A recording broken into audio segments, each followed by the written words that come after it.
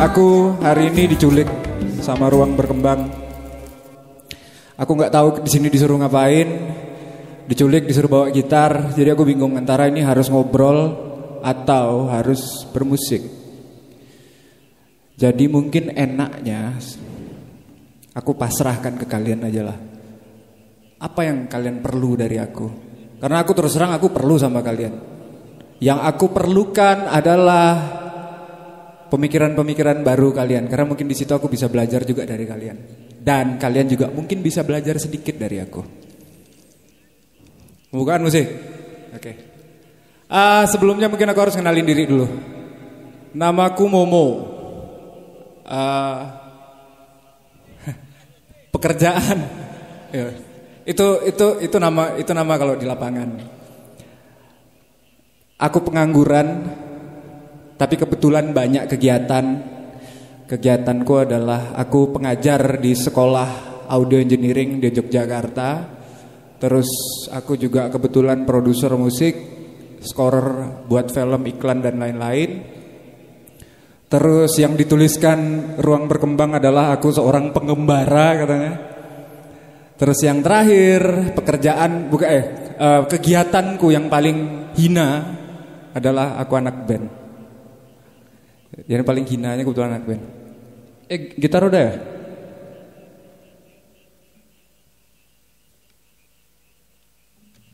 Ada yang mau permen?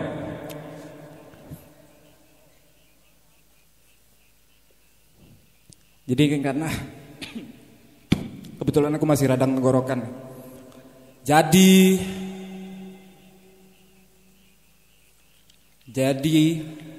siapapun yang mungkin hafal lagunya, siapapun yang mungkin masih ngerti dan masih bisa merasakan apa isinya, silakan ikut nyanyi, nggak masalah. Dan kenapa aku duduk di sini? Biar lebih dekat dengan tanah dan lebih dekat dengan kalian.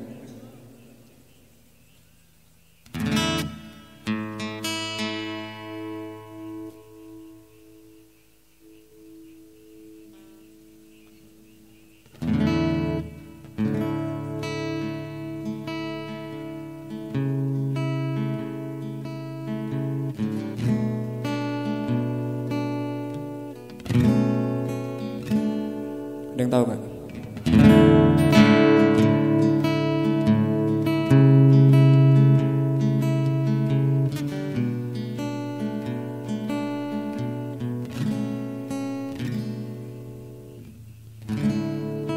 Hidup tak berarah, jalan yang tersempit, sangat berliku, dan terkadang kita jatuh. Gelap semakin gelap, semakin menyesatkan, kadang terasa buta. Selalu banyak tangan tawarkan pertolongan, namun akhirnya pamrih diharapkan, rahasia dibagi, dengan mudahnya terbongkar. Ku tak butuh pahlawan, ku tak butuh penyelamat hidup. Yang ku butuhkan waktu untuk sembuh, karena semua luka. Tepuk tangan buat kalian semua yang ada di sini dulu.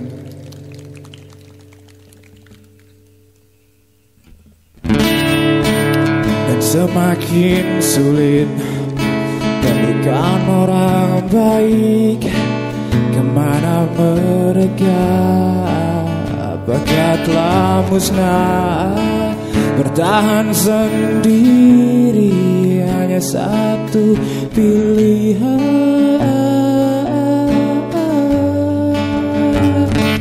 Ku tak butuh pahlawan, ku tak tak butuh penyelamat hidup, yang ku butuhkan waktu untuk sembuhkan semua luka.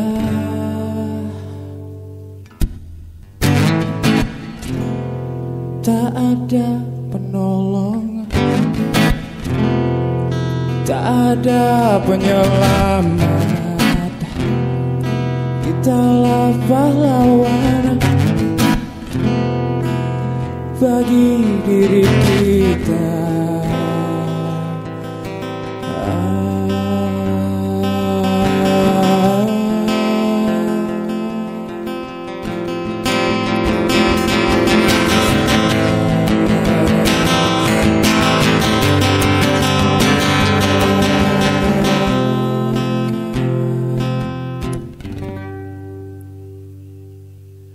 Ku tak butuh pahlawan,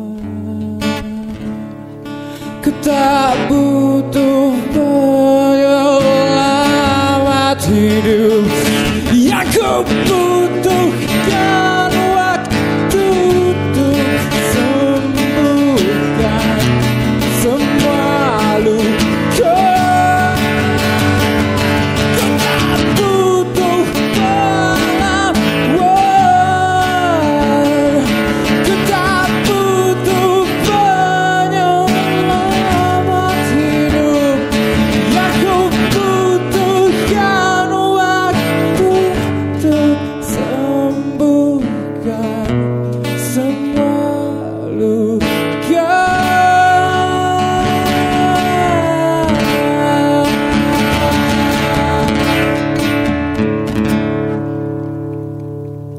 Jadi dulu ceritanya aku pernah punya satu band yang ya mungkin yang anak-anak yang sekarang udah pada kumisnya udah pada tebel, udah tua-tua gitu masih ngerti lah mungkin ya. Ya jadi ada beberapa dari kalian udah ngerasa tua sekarang kan akhirnya kan. Oke, aku pernah punya satu band nasional yang udah ya lumayan lah punya karir, sempat di major label dan segala macam, masuk dalam industri musik Indonesia, main kesana kemari, dan pada akhirnya aku harus keluar, dan sampai sekarang masih banyak pertanyaan kenapa. Dan ini salah satu karya pertama aku di band yang kebetulan dulu sering disebut sebagai biang kerusuhan, sering disebut sebagai peracun isi kepala anak-anak muda, dan mereka akhirnya ngelihat sesuatu masalah itu selalu harus dari pemberontakannya dulu. Terus seiring waktu berjalan sampailah di titik ini, aku berbicara lagi mungkin dengan salah satu teman lama aku ya di Ruang Berkembang, ada Mas Surya Naratama di situ. Mas, malam ini bicara tentang sadar dasar. Jujur pribadi sampai sekarang aku juga masih nggak paham. Sadar dasar itu bagaimana dan dasar itu apa? Cuma sekarang mungkin ada beberapa hal yang bisa kita kulik. Ada di sini yang kebetulan nonton channelku yang namanya Kembara Biru? Ada. Udah stop, jangan ditonton, kalian keracunan nanti. Bercanda. Mungkin aku start tentang sadar dasar itu dari situ mungkin ya. Salah satu kenapa aku keluar dari band, ini anggap aja aku curcol, tapi mungkin ada satu atau dua hal yang bisa kalian ambil untuk pada akhirnya memperkaya referensi hidup kalian. Jangan diikuti tapi jadikan ini referensi. Dulu aku yakin ada ini umurnya rata-rata berapaan di sini? Yang masih kuliah angkat tangan deh. Yang masih kuliah. Kenapa sih angkat tangan aja malu gitu loh. Kalian malu mengakui kalau kalian kuliah. Harus. Ada yang masih SMA? Terus sisanya berarti? Oke, sama-sama saya berarti. Oke, aku bisa ngerasain apa yang kalian rasakan. Dulu aku yakin waktu masih SMA atau masih kuliah dan segala macam, adalah beberapa orang yang memang merasa kehidupannya itu dilahirkannya sebagai sebuah kutukan. Sadar gak sadar ya. Ngopo to aku ki beda karo kanca-kancaku. Ngopo to pikiranku ki kok aneh ya, aku ora padha karo kanca-kancaku ya.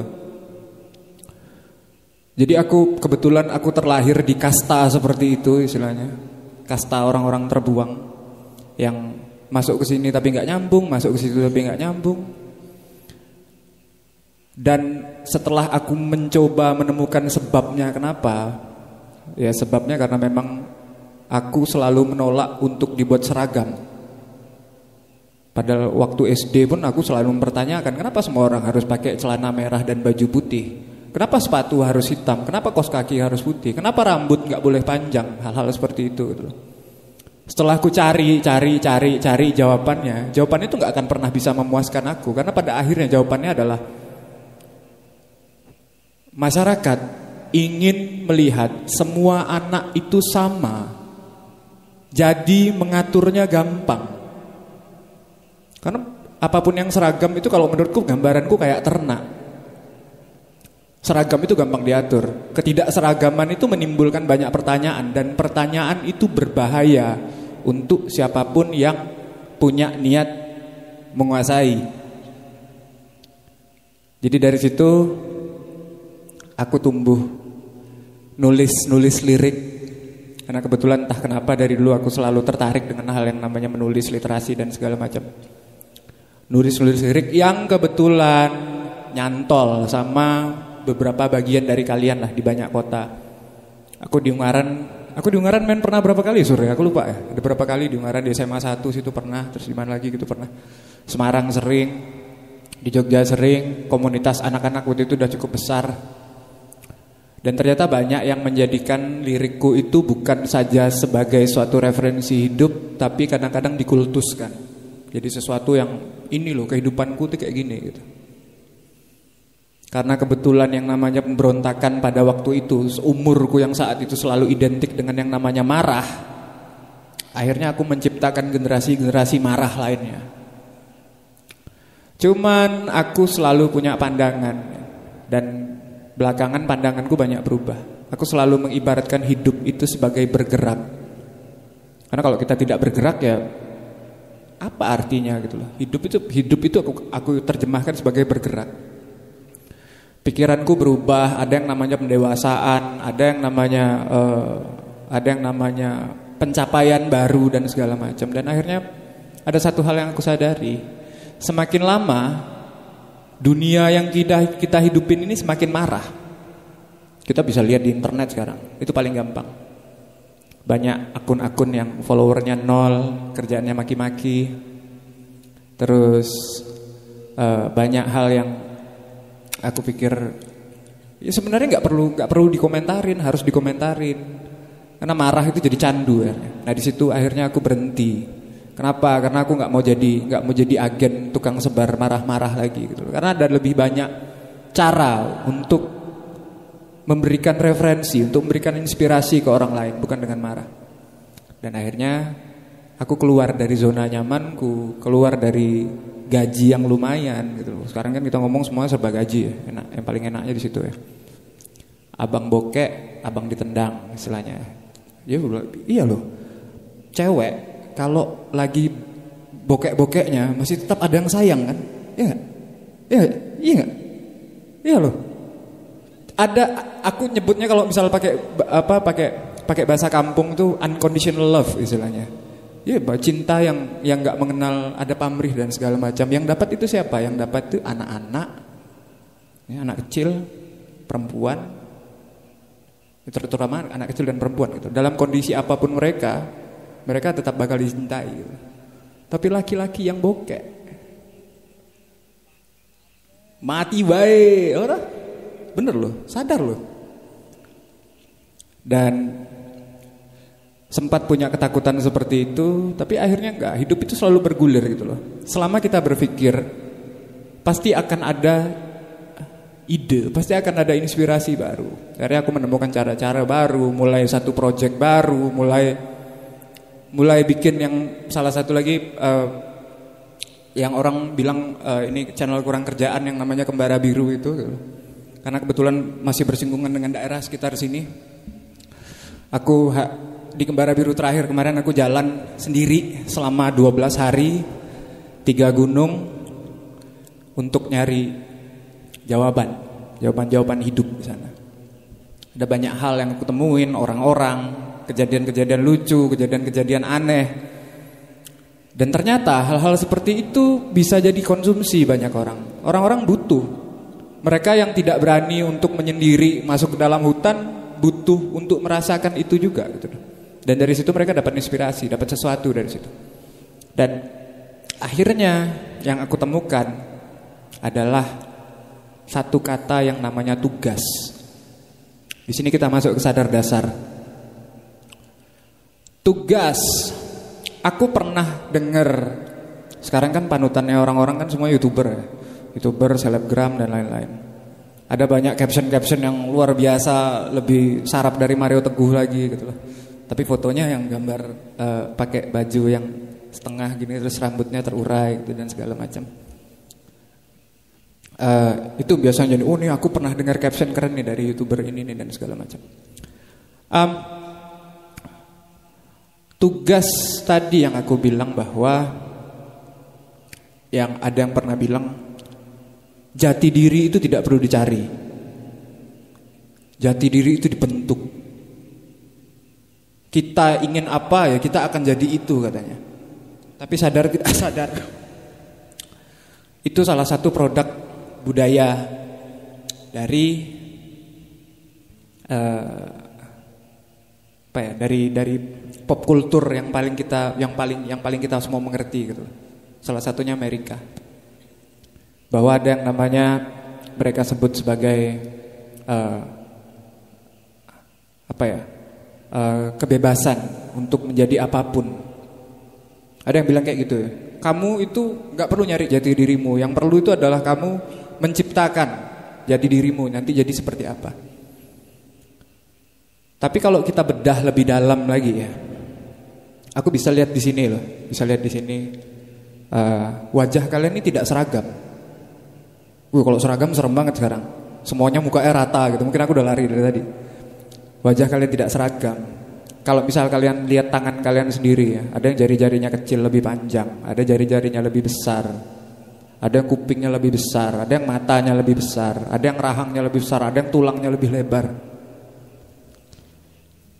Kalau kita lihat, kita masuk dikit ke biologi. Tiap jenis apapun makhluk hidup, bentuk itu selalu berhubungan dengan fungsi. Bentuk itu selalu berhubungan dengan fungsi. Dan aku yakin apapun yang ada di tubuh kalian sekarang, yang mungkin kalian tidak suka gitu, mas iki lho pupuku kegedean gitu. Mungkin mas iki lho drijiku kira wis ngono kuwi lah. Jangan-jangan itu adalah manual book. Apa manual book? Manual book itu buku panduan. Setiap produk itu punya buku panduan ya. Dibaca dulu buku panduannya. Aku ini apa sebenarnya? Blender, mixer, pisau, garpu. Karena pada akhirnya kalau kita lihat ke hidup ya, makan sop pakai garpu enak kan? Enggak. Tapi ketika kamu adalah garpu dan idolamu adalah sendok, kamu memaksakan diri untuk jadi sendok. Dan di situ ada satu hal tadi ya, ada caption yang kamu pegang bahwa kita bisa jadi siapapun yang kita inginkan. Akhirnya kamu terus memaksakan dirimu jadi sendok. Kan bahaya. Wajar sekarang kalau kita lihat, kamu sarjana kimia mas, kerjanya bank. Kamu teknik sipil, kerjanya bank.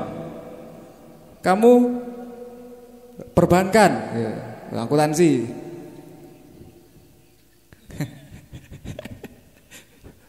Dia curcol kalau yakin aku. Bisa, tapi bisa sekarang udah ada gitu. Mungkin aku yakin udah ada. Perbankan, kerjanya kasir Indomaret masih masuk lah ya, masih dikit lah.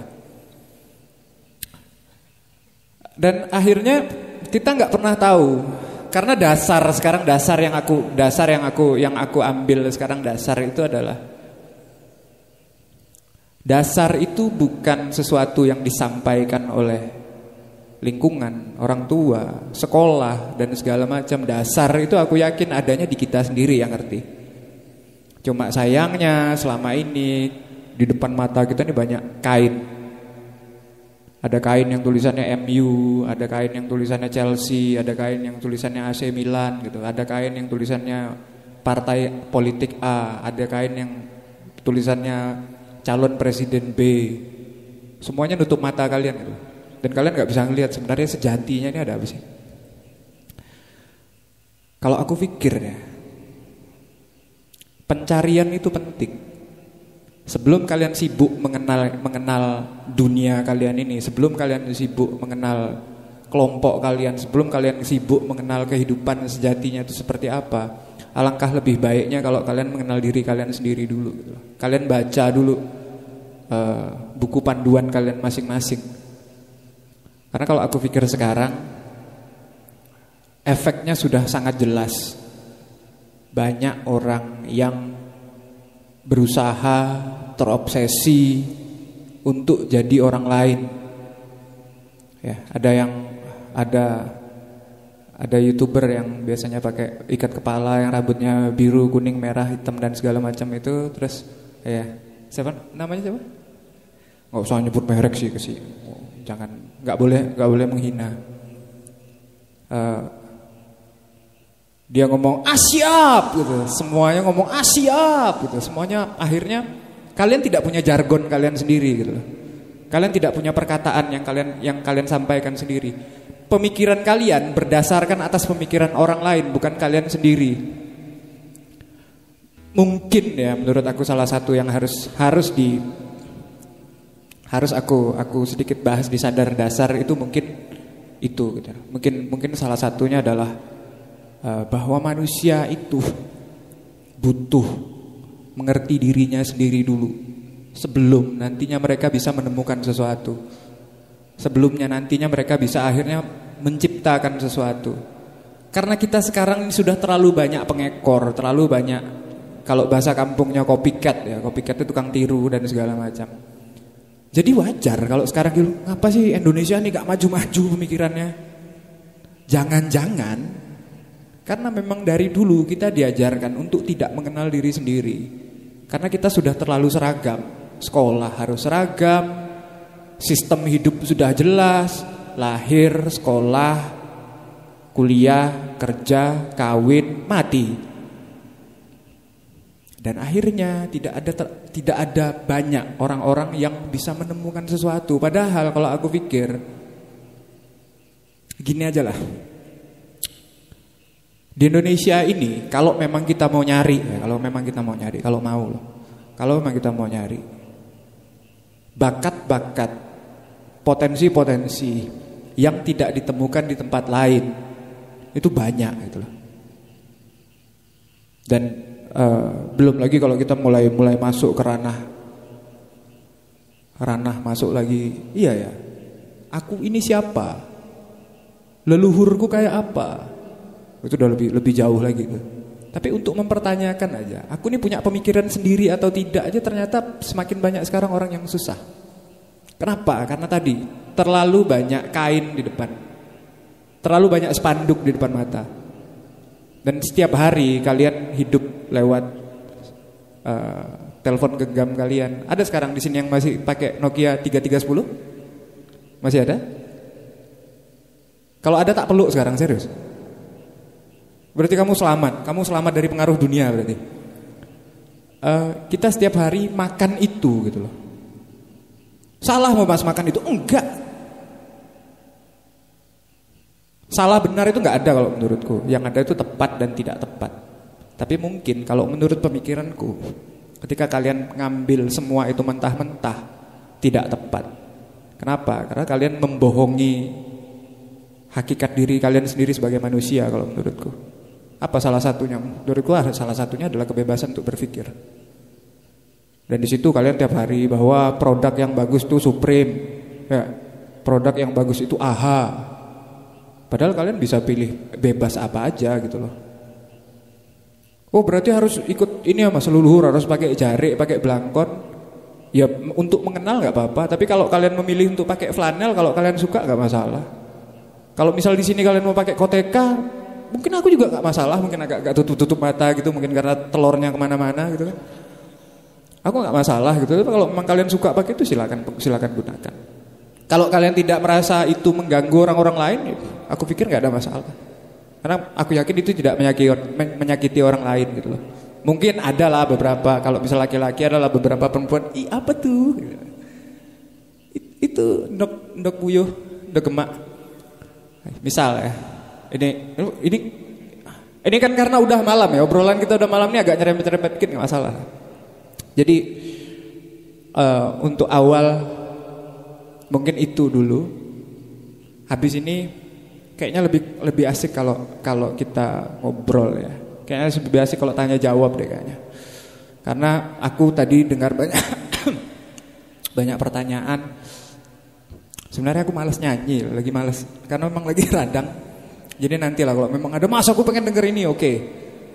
Mau request nggak masalah, tapi aku agak sombong orangnya. Aku agak sombong gini. Aku nggak pernah mau bawain karya orang lain, karena aku punya karya sendiri, karena aku punya suara aku sendiri gitu loh.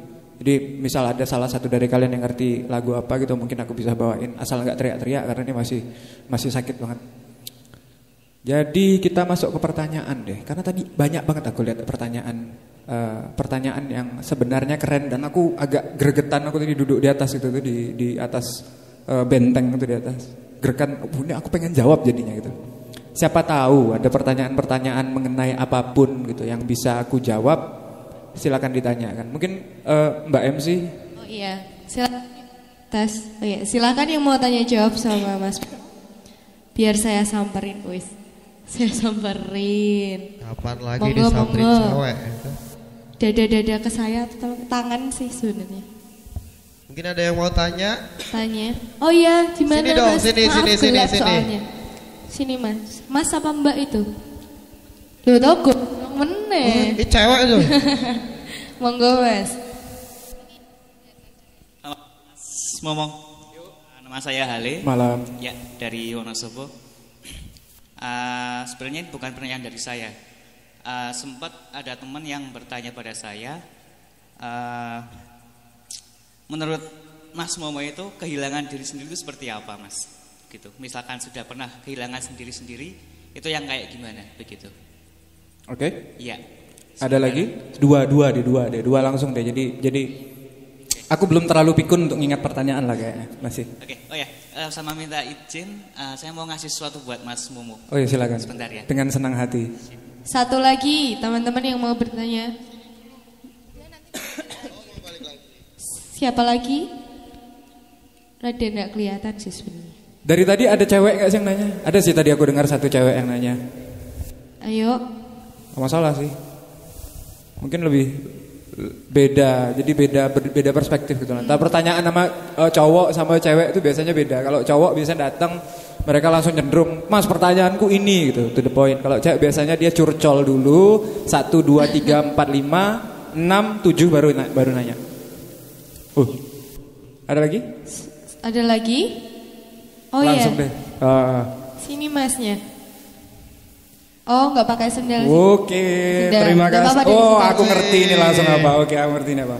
Oke, thank you. Terima kasih banyak ya. Terima kasih juga buat teman-teman di Wonosobo. Iya. Pertanyaan dari saya. Ya, saya Billy dari Tulungagung, Jawa Timur. Ya. Cek. Saya tertarik dengan yang dibicarakan Mas Mo tadi ya. Tentang yang misal kita ini garpu, terus kita itu mandang idola kita itu sendok, terus kita pengen jadi itu. Apalagi kita terbiasa hidup di tempat di Indonesia ini yang serba seragam itu tadi ya. Misal nih saya hidup di lingkungan yang nggak boleh gondrong, misal. Dan saya senang kalau lihat orang gondrong dan saya pengen gondrong. Nah, bagaimana solusinya supaya saya bisa jadi gondrong, tetapi tidak menyakiti orang lain? Terima kasih. Oke. Dua dulu ya berarti ya. Oh iya, dua dulu ya Mas. Dua dulu. Terima kasih Mas Billy. Ini yang gondrong apa nih? Rambut, kelek, atau yang lain? Nisor, sikil maksudnya. Kehilangan diri sendiri. Jujur kalau mau ditanya juga aku gak tahu gitu. Gimana sih kehilangan diri sendiri? Lawong diri sendiri aja aku belum menemukan, apalagi merasa kehilangan. Tapi mungkin gini. Kalau aku sih ngelihatnya diri sendiri itu ketemunya bukan kayak kita keluar tengah malam nyari Indomie. Ya, keluar tengah malam nyari Indomie, warung gak ada yang buka, akhirnya nemu di perempatan sana buka. Oh, no Indomie, wis ketemu. Tekan omah, masak, mangan, wareg, turu, wis sesok ngising, wis urusannya beres. Tapi kalau aku selalu lihat pencarian diri sendiri itu nggak akan bakal habis aku rasa. Dari kalian umur 0 sampai mungkin kalian umur 100, 60 atau sekian mati gitu loh. Secara penuh aku yakin tidak bakal ketemu. Tapi fragmen-fragmennya, pecahan-pecahannya kalian sudah bisa baca ya, menemukan.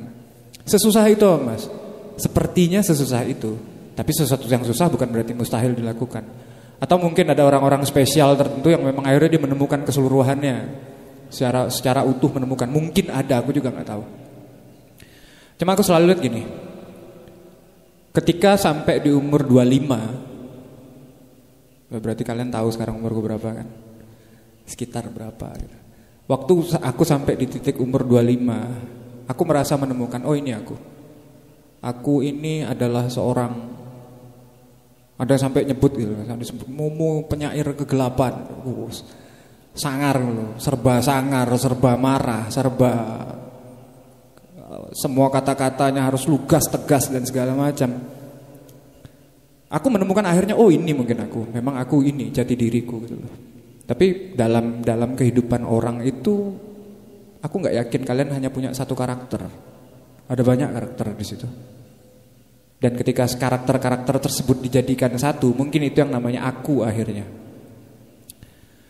Kehilangan itu mungkin ketika aku merasa kehilangan itu adalah ketika aku sudah merasa menemukan. Ya.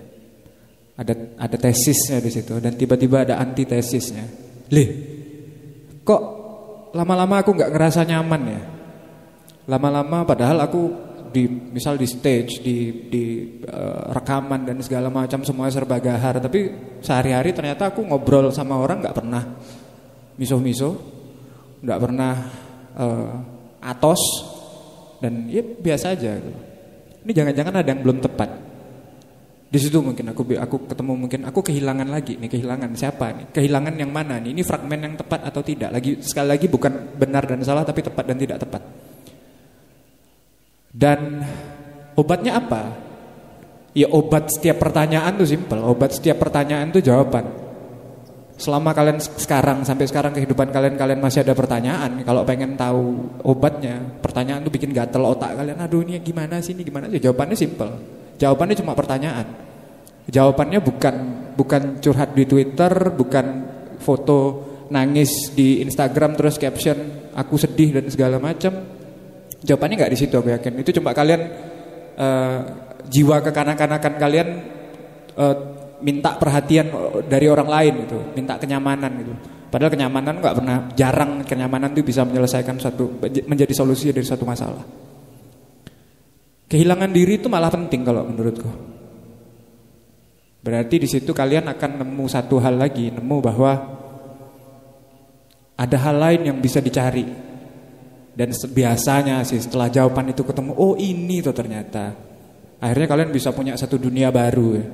Tapi jangan salah, setelah jawaban itu terjawab, di belakang jawaban itu akan selalu ada pertanyaan lain lagi gitu.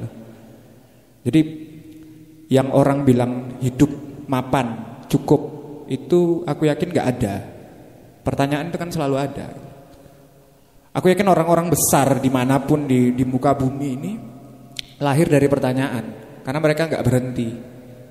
Nah kita kan kadang memang mapan itu jadi fokus kehidupan. Aku pengen nanti suatu saat ongkang-ongkang kaki ning omah digawe kopi karo bojone, masak sego goreng, nimang-nimang anake, duit teko dhewe. Ya kan enak banget loh itu. Berhenti gitu sampai situ. Dan buat banyak orang ketakutan itu nikmat. Ya, kita takut ada masalah, kita takut ada apa, itu kita nikmatin dan akhirnya kita udahlah diam aja deh. Kalau aku bilang ini, jatuh itu gampang. Jatuh itu gampang banget. Jatuh itu gampang banget loh. Jatuh itu gampang, masuk ke dalam lubang, nyungsep, jempalik dan segala macam, nempel di tanah, nangis-nangis, minta tolong, itu gampang banget. Yang susah itu apa? Yang susah itu harus bangun lagi, manjat lagi ke atas. Itu yang aku sadar gitu loh. Jadi kalau aku bilang gimana sih yang namanya kehilangan diri sendiri, dari perspektifku kayak itu. Dan menurutku itu perlu. Bisa ya jawabannya kayak gitu ya? Oke. Terus Mas, siapa di belakang? Aku selalu lupa nama masalah. Mas Gondrong, kelek ya? Mas, mana tadi? Mas Billy. Wah, Mas Billy. Kita ngomong fokusnya bukan di gondrongnya ya, karena gondrong ini ntar bisa banyak perspektif yang agak seram kalau kita ngomong gondrong ini.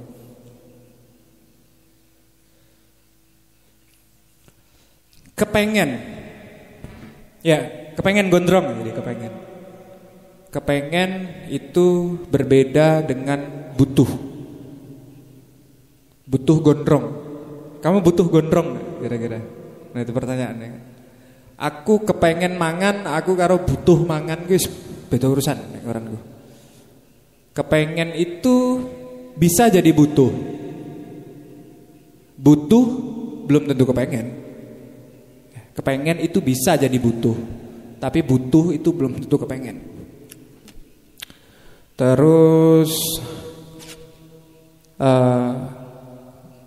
di sini aku ngelihat bahwa ini aku tidak mencoba meracuni pemikiran siapapun ya. Tapi mungkin sedikit banyak kita, bukan aku, bukan kalian, tapi kita kadang-kadang perlu untuk keluar dari garis. Jadi gini, aku selalu menggambarkan aku ini berdiri di tengah-tengah satu garis. Satu garis lurus ke depan gitu. Belok-belok juga bisa. Kakiku satu ada di sebelah sini dan ini di kerumunan orang-orang. Besok mangan iki sesuk kok ono kafe anyar buka rono yo. Foto-foto gue Instagram dan lain-lain. Sesuk iki kowe umurmu piro? Kudu kawin lho, kowe ora kawin-kawin meh dadi apa misalnya. Udah kawin juga kowe kok ora manak-manake piye? Dan terusnya. Ngopo to ora dadi pegawai negeri wae, dadi musisi iki meng opo to? Dan satu kakiku berdiri di rerumputan, pegunungan, bebatuan, awan dan segala macam. Ada kalanya kita ketemu orang yang full berdiri di kerumunan. Dan ada mungkin sebagian orang yang berdiri yang di sebelah kanan di rerumputan ini cuek santai-santai sambil ngeliatin orang rame. Ngono to. Si kuwi saiki duwe anak to. Apik ya? Ya wis. Tapi dia tetap menikmati di sini. Poinku di mana? Poinku adalah ini satu gambaranku pribadi ya, bahwa terkadang kemerdekaan yang bisa di tataran dimensi kita yang paling bisa dicapai oleh manusia itu ketika dia merdeka dari suara orang lain. Dan aku yakin orang lain tuh pasti, gini, ada kayak pepatah, ada filosof yang bilang burung ya dalam sangkar akan selalu menganggap burung yang terbang itu gila.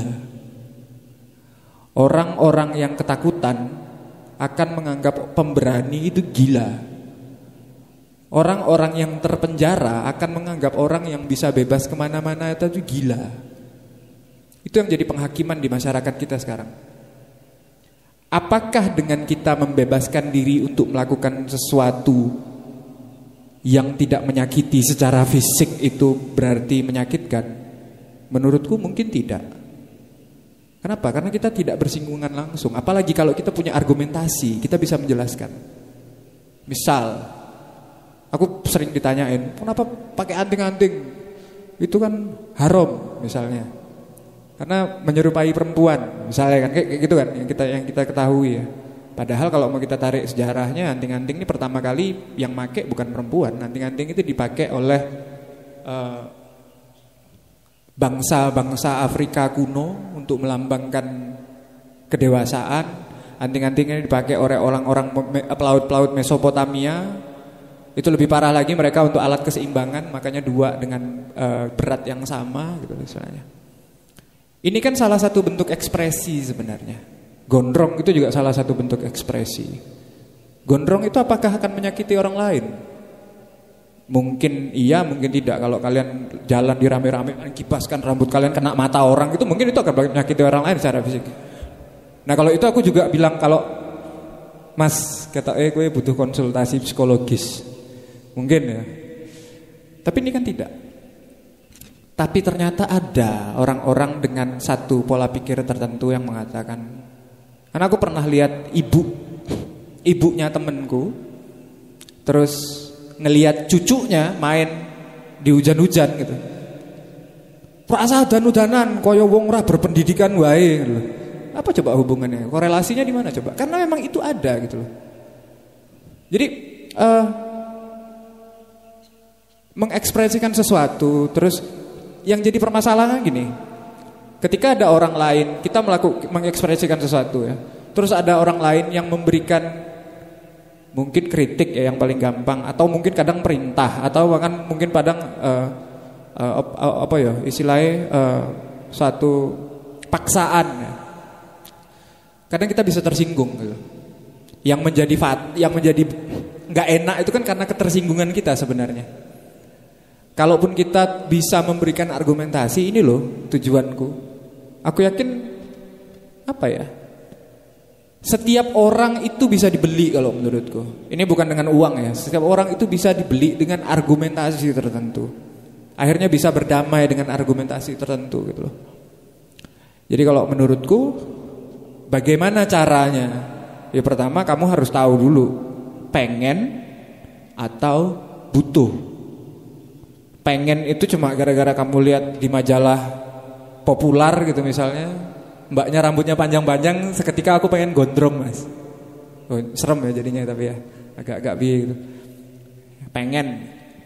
Tapi kalau butuh, kamu merasa bahwa aku bisa lebih mengekspresikan diri ketika aku gondrong.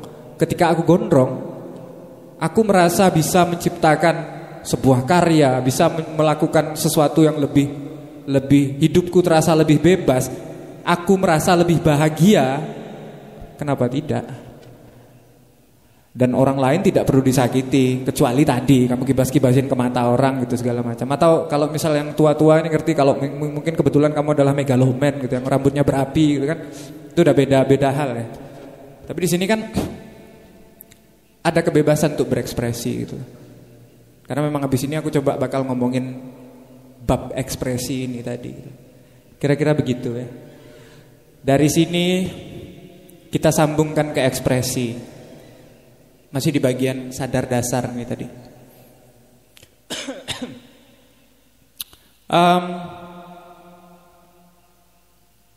Ini sebenarnya udah aku jelasin di channel ya.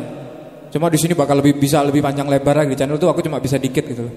Karena posisinya kalau ada yang pernah nonton, aku menjelaskan hal ini aku lagi di dalam kawah Sumbing sendirian, nggak ada orang sama sekali, jadi agak-agak muntir juga gitu. Terus aku merasa agak aneh aja menjelaskan hal di situ.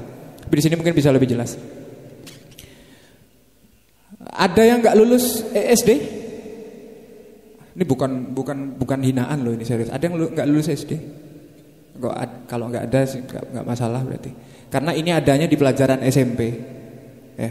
Seingatku di pelajaran SMP, IPS SMP kelas 1. Manusia itu katanya punya 3 kebutuhan primer.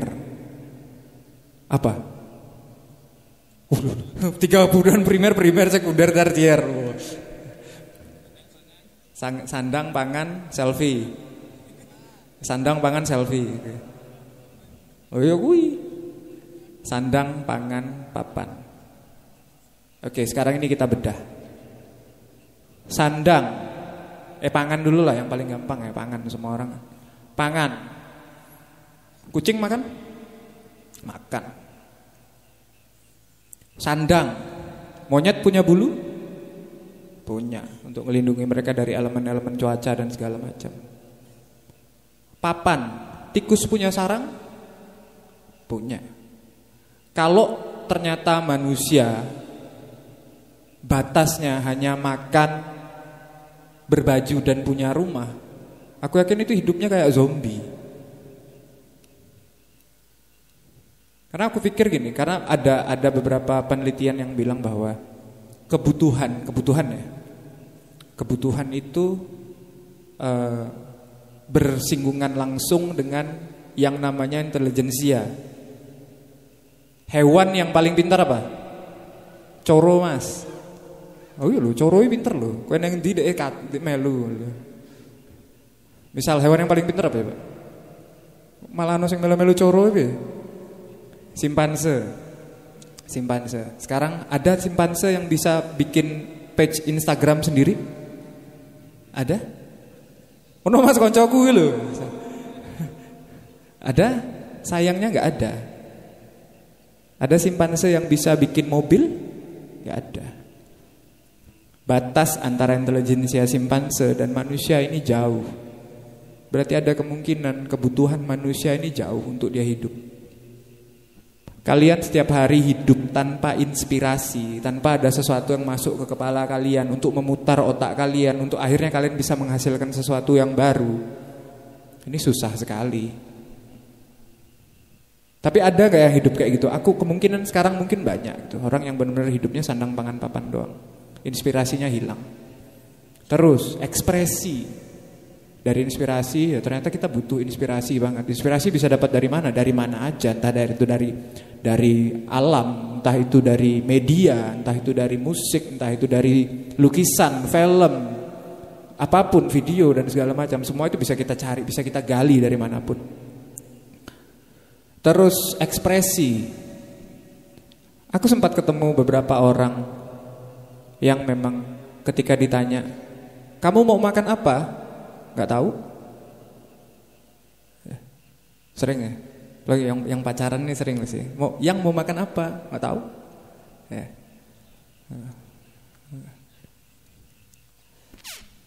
Nasi goreng mau nggak? Terserah.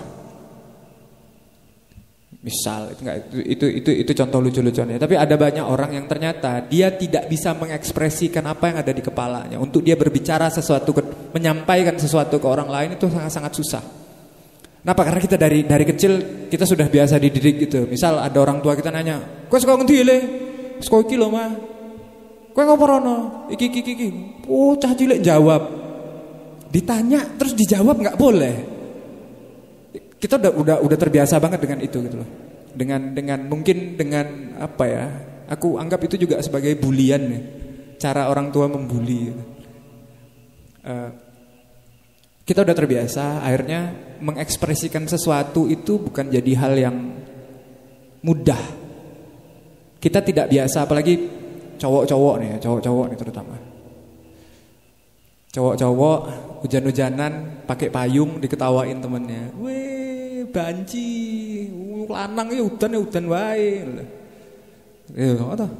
Terus cowok-cowok terus ada ngeliat kucing lucu deh. Lucu. Ngopo ya kowe? Apalagi laki-laki paling untuk mengekspresikan sesuatu itu terbatas atas pandangan orang tentang maskulinitas katanya. Mengekspresikan sesuatu itu bukan jadi sesuatu yang maskulin gitu. Tapi perempuan juga banyak gitu loh, yang akhirnya dia tidak bisa mengeluarkan unek-uneknya seperti apa, karena selama ini kehidupannya dibatasi, dipagar. Cah wedok ra entuk ngene, ra entuk ngene, ra entuk ngene, ra entuk ngene, ra entuk ngene, kabeh ra entuk pokoknya. Akhirnya untuk mengekspresikan sesuatu pun susah. Padahal otak manusia itu sama kayak kerjanya komputer. Kita nih suatu alat, aku bilang kayak komputer yang canggih banget. Komputer yang canggih banget.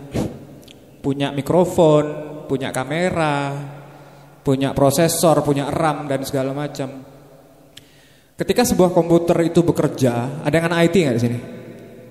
Jadi biar ntar kalau aku nggak dikritik gitu loh. Ada anak IT nggak? Udah nggak ada yang mau jawab. Komputer bekerja itu selalu akan meninggalkan residu. Dalam pengolahan bilangan biner atau binary code itu dia akan selalu meninggalkan residu. Residunya apa? Yang biasa kita sebut sebagai cache, itu aja, sampah-sampah data dan segala macam. Itu kalau nggak dibuang, sama kayak di HP kalian, itu suatu saat bakal jadi masalah. Di manusia itu apa? Stres, residu, sisa-sisa pengolahan yang nggak selesai, keinginan-keinginan yang tidak tersampaikan, cinta-cinta yang bertepuk sebelah tangan. Kira-kira kayak gitu lebaynya. Dan residu itu mesti dikeluarkan. Caranya dengan apa? Manusia udah punya satu cara sendiri dan itu kita butuh, sama kayak sama kayak pipis. Butuh. Dengan apa? Dengan ekspresi, mengekspresikan sesuatu, menulis sesuatu. Ada yang tidak bisa bicara akhirnya menulis. Ada yang bisa bicara akhirnya bikin puisi. Ada yang lebih senang dengan musik akhirnya menulis lagu dan segala macam. Cuma pada akhirnya kita tidak dibiasakan dengan itu. Kita sudah terbiasa untuk selalu mendengar dan bukan meng-create, bukan mengkreasikan. Dan ketika kebutuhan manusia yang harusnya melengkapi manusia, aku yakin manusia ini bukan cuma punya 5 ini sandang, pangan, papan, inspirasi, ekspresinya ada banyak lagi, aku yakin. Yang aku juga masih belum ketemu, apalagi kalau aku pikir ada banyak lagi. Semakin kita nambah keterbukaan pikiran kita, akan ada banyak kebutuhan lagi yang akan kita perlukan. Dan ini primer menurutku, bukan cuma sekunder, tapi primer. Di sini ketika itu tidak dilengkapi, wajar kalau kita tidak jadi manusia-manusia yang lengkap. Wajar kalau kita cuma bisa jadi tukang tiru. Wajar kalau kita ada yang pengen jadi Korea, ya. Ada yang pengen jadi Jepang, gitu. Ada wibu, ada otaku dan segala macam, ya. Ada yang pengen jadi ini, pengen jadi itu dan segala macam. Dan akhirnya nanti berurusan langsung sama kesadaran kita akan bahwa aku ini lahir di Nusantara, berasal dari leluhur yang seperti ini dan segala macam. Itu kan udah lama, akhirnya udah banyak ditinggalkan gitu loh. Makanya aku mau tepuk tangan sekali lagi buat ruang berkembang, karena masih mengakomodir itu, masih mengenalkan. Aku tidak bilang berarti mas aku gak boleh nonton drama Korea. Boleh, gak ada masalah, sah-sah aja. Ada banyak hal di situ yang bisa kita ambil gitu loh.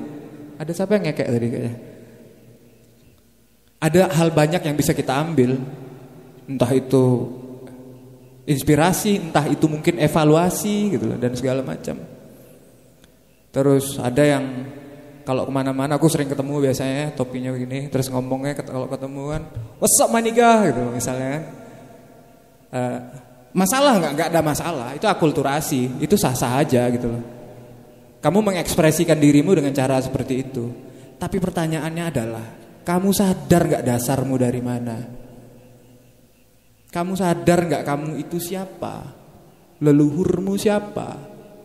Akarmu dari mana? Karena menurutku sekarang agak omong kosong juga ya ketika di TV-TV itu tiap ada acara olahraga meneriakkan siapa kita? Siapa kita? Lah sopo?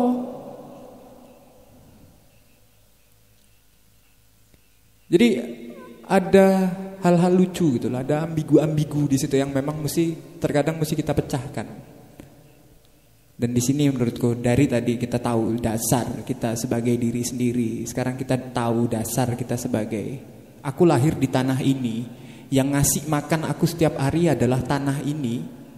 Kenapa aku kok tidak pernah mengenal tanah ini dan kehidupan-kehidupannya? Kenapa kok aku tidak peka dengan rintihan tanah ini gitu? Apa?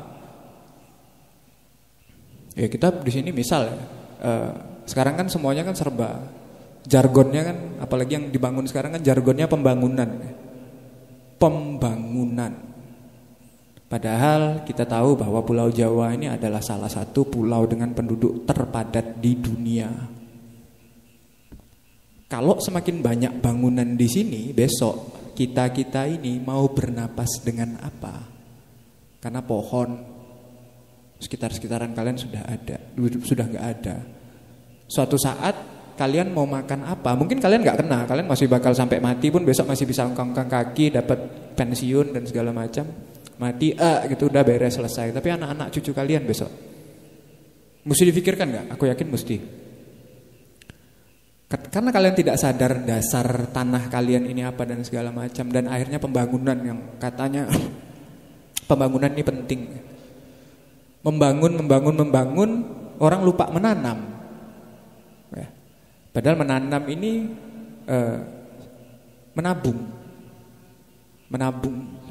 menabung untuk kita konsumsi, menabung lahan untuk anak cucu kita besok dan segala macam gitu loh. Orang malah sibuk dengan pembangunan.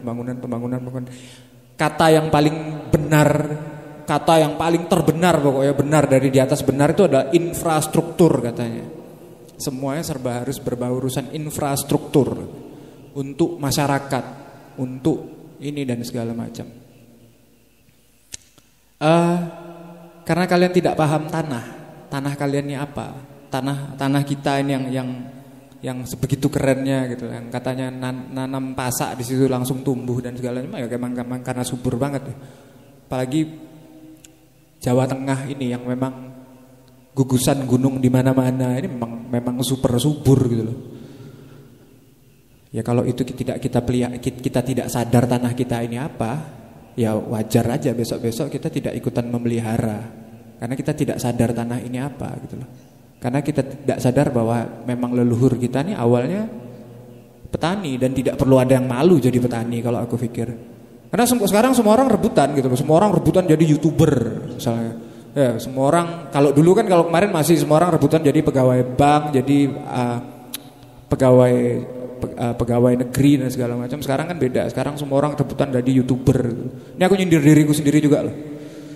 Semua orang rebutan jadi YouTuber, semua orang rebutan jadi artis, semua orang rebutan jadi ini itu dan segala macam. Akhirnya tadi yang aku bilang tugas di awal. Aku kalau ngelihat jariku ini, kalau disuruh megang pacul, mau dipaksa seperti apapun, mesti nggak nyambung. Panjang-panjang, kecil dan segala macam. Terus setelah jari-jari seperti ini diamati dari banyak seniman misalnya, ternyata kesamaan anatominya hampir ditemukan banyak kesamaan. Misal sekali lagi, apalagi pola pikir, cara berpikir. Ketika aku diharuskan menjadi petani, karena aku udah nyoba, coba bercocok tanam dan segala macam. Aku bukan tipe orang yang bisa disiplin menunggu sesuatu. Karena otakku selalu ini kalau jadi ini nih seperti apa, jadi ini seperti apa segala macam. Liar. Ya ternyata memang tugasku seniman. Seniman itu selalu punya tugas gitu. Seniman itu juga punya tugas. Begitu juga petani. Begitu juga pedagang. Jadi kalau misal di sini berarti aku dari tadi ngomong nih aku pengen gimana caranya meracuni orang semuanya bisa jadi seniman. Enggak. Aku cuma ngasih sebuah referensi berpikir ke kalian bahwa pilihan itu bebas. Tergantung dari dasar yang kalian punya. Kalau sesuatu yang aku lihat dasar yang dipunya itu, setiap barang punya satu karakteristik. Karakteristik itu bisa jadi menunjukkan fungsi. Dari situ kan bisa kita cek sebenarnya, bisa kita cek aku ini sebenarnya apa sih? Karena aku yakin ya pertanyaan yang sama yang ketika aku dapat waktu SMA adalah sakjane uripku iki nggo ngopo to aku kok ngrasa ora duwe fungsi ya. Main gitar ra jago-jago, belajar nilai semono-semono wae. Itu pertanyaan penting banget tuh kalau ketika pas muda kalian tidak mempertanyakan hal itu. Kayaknya ada sesuatu yang tidak pada tempatnya kalau menurutku. Jangan-jangan kalian memang sudah benar-benar dicuci otak sama sistem, sama lingkungan dan segala macam. Nah, sebelum nanti ada pertanyaan lagi, habis ini kalian mau nanya apapun,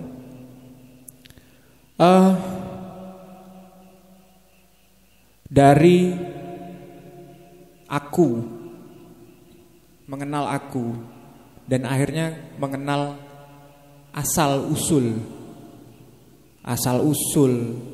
tanah di mana kita lahir dan segala macam.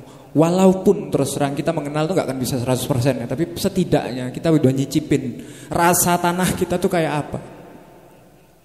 Kemungkinan kehidupan di tanah ini zaman dulu seperti apa. Ada gak yang bisa aku tarik garis dari situ yang bisa juga mengembangkan aku. Karena tadi karakteristik yang ada pada nenek moyang kalian itu diturunkan lewat ada yang namanya strain, yang namanya DNA, dan itu tidak bisa bohong. Itu blueprintnya manusia, itu cetak birunya manusia. Simbah kalian, leluhur kalian, dengan kalian mungkin sekarang secara fisik tidak terlalu banyak berbeda. Ada kesamaan-kesamaan, ada kesamaan karakter, ada kesamaan pola pikir, dan itu jadi sesuatu kalau menurutku. Sebelum kita nanti lanjut ke tempat lain, mungkin ada pertanyaan lagi, mungkin Mbak. Wah, Mbak sibuk toh? Mas. Santai. Ayo pertanyaan lagi, teman-teman. Oh ya, Masnya itu berapa ini? Mau 2? Oh ya, monggo Mas, sekalian. Masnya.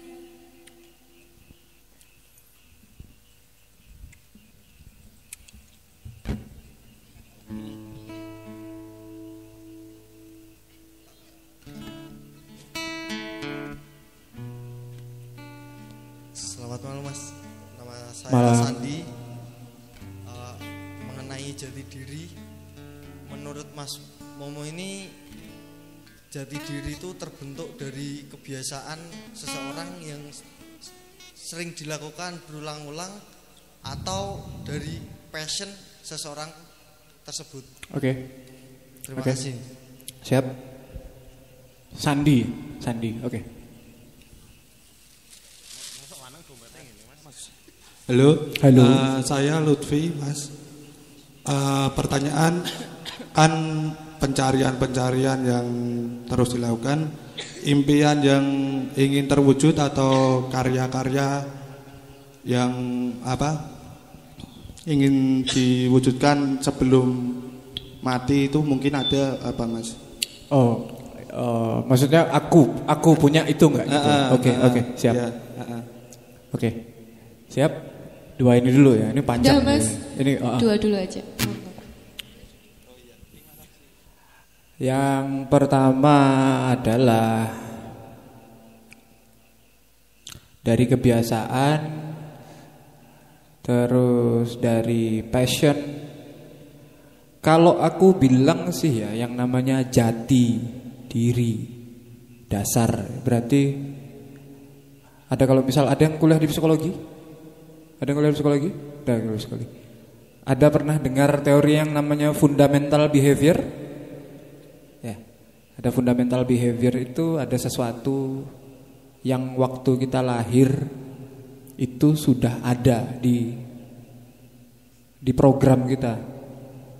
Jadi istilahnya kalian laptop dituku wis ono Windows-e. Windows 10 kare diinstal game, install Oppo, install VLC, gue nonton Fact Taxi dan segala macam.